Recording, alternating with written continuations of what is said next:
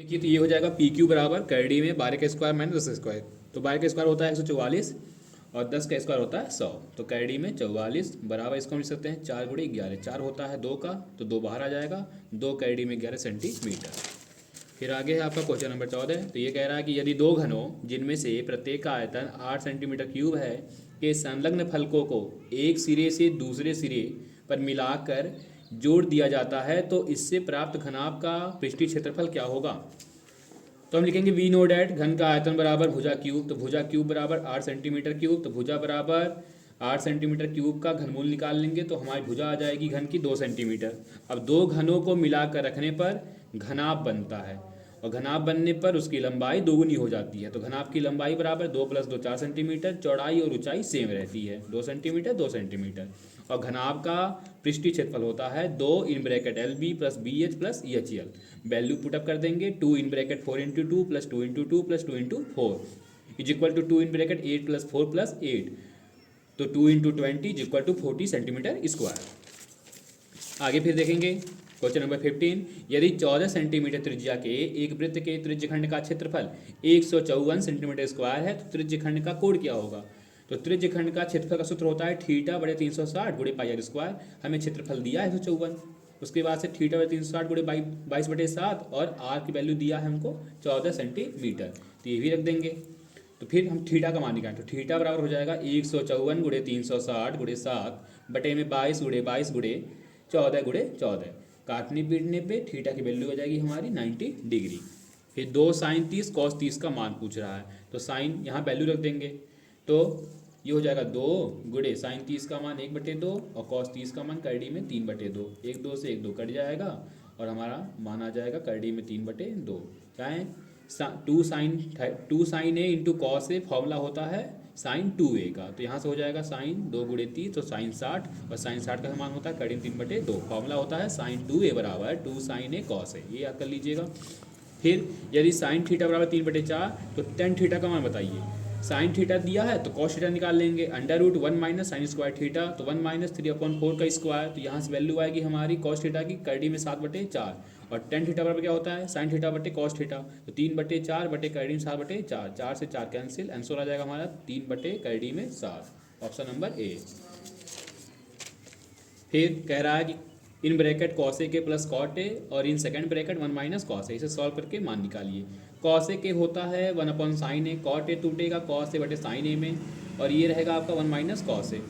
दोनों का हर बराबर है तो अंश को जोड़ देंगे तो ये हो जाएगा 1 + cos A। 1 + cos A में 1 - cos A से गुणा कर देंगे तो ये हो जाएगा 1 - cos स्क्वायर A बटे में sin A। 1 - cos square A की वैल्यू होती है बराबर करने पे sin स्क्वायर A के। तो sin स्क्वायर A बटे sin A। एक साइन ए से एक साइन ए कटेगा तो आंसर आ जाएगा साइन ए। फिर कह रहा है कि 1 + tan स्क्वायर ए बटे 1 + cot स्क्वायर ए का मान क्या होगा। तो इसे जब सॉल्व करेंगे तो ये हमारा मान आ जाएगा प्लस का tan स्क्वायर ए, क्योंकि 1 + tan स्क्वायर ए बराबर होता है सेक स्क्वायर ए। 1 + cot स्क्वायर बराबर होता है cos स्क्वायर ए के। सेक स्क्वायर ए को उल्टा करेंगे तो ये हो जाएगा 1/cos स्क्वायर ए के और कॉसेक हो जाएगा 1/sin स्क्वायर ए। अब साइन स्क्वायर ए ऊपर गया और cos स्क्वायर ए नीचे तो ये हमारा आ जाएगा tan स्क्वायर ए। यहाँ भी सॉल्व किया गया है तो यहाँ देख सकते हैं आप sin स्क्वायर ए बटे cos स्क्वायर ए बराबर हो गया हमारा tan स्क्वायर ए। फिर आगे देखिए, आगे क्वेश्चन दिया है बहुविकल्पी का आखिरी प्रश्न कह रहा है दिए गए चित्र में यस टी जो है वो समानांतर है क्यू पी के और क्यू से यस हमारा 3 सेंटीमीटर, यस से आर 1.5 सेंटीमीटर। तो पी टी अगर हमारा 2.8 सेंटीमीटर है तो टी आर क्या होगा। तो यहाँ थर्स की प्रमेय लगा देंगे तो क्यू यस बटे में यस आर बराबर पी टी बटे में टी आर। तो 3/1.5 बराबर 2.8 बटे में टी आर। अब यहाँ देखिए 3 जो है ये 1.5 का 2 गुना है तो यहाँ भी क्या होगा 2.8 का आधा। तो टी आर बराबर 2.8 बटे में 2 बराबर 1.4 सेंटीमीटर। ये थेल्स की प्रमेय है। आगे सिद्ध कीजिए कि कैडी में 2 एक अपरिमेय संख्या है। तो ये बहुत ही इंपॉर्टेंट क्वेश्चन है, ये लगातार पूछा जाता है। तो इसकी प्रबल संभावना है कि ये आपके पेपर में या तो 4 नंबर में या 6 नंबर में अवश्य ही आएगा। तो इसे सही से देख लीजिएगा। सबसे पहले जो बोला है उसका अपोजिट मानेंगे। माना कैडी में 2 एक परिमेय संख्या है, इसलिए कैडी में 2 बराबर a बटे b। इक्वेशन नंबर 1 जहाँ a, b सहभाज्य संख्याएं हैं तथा b does not equal to 0 है। समीकरण 1 के दोनों पक्षों का वर्ग करने पर तो 2 बराबर ए स्क्वायर बटे बी स्क्वायर, तो 2b स्क्वायर बराबर ए स्क्वायर, इसलिए बी स्क्वायर बराबर ए स्क्वायर बटे 2, समीकरण नंबर 2। उसके बाद से क्या करेंगे आप आगे देखिए, यहाँ देखिए आपका आया था कि ए स्क्वायर बटे 2, मतलब कि अतः 2 ए स्क्वायर को विभाजित करता है, इसलिए 2 ए को भी विभाजित करेगा। पुनः माना a बराबर 2c, जहाँ c कोई पूर्णांक है, a का यह मान समीकरण 2 में रखने पर, तो b स्क्वायर बराबर 2c का स्क्वायर अपॉन में 2, तो b square is equal to 4c square upon 2, b square is equal to 2c square, so c square is equal to b square upon 2। यहाँ 2 b स्क्वायर को विभाजित करता है, इसलिए 2 b को भी विभाजित करता है। अतः 2 a और b दोनों का उभयनिष्ठ गुणनखंड है, परंतु यह विरोधाभास है कि a व b सहभाज्य संख्याएं। क्यों?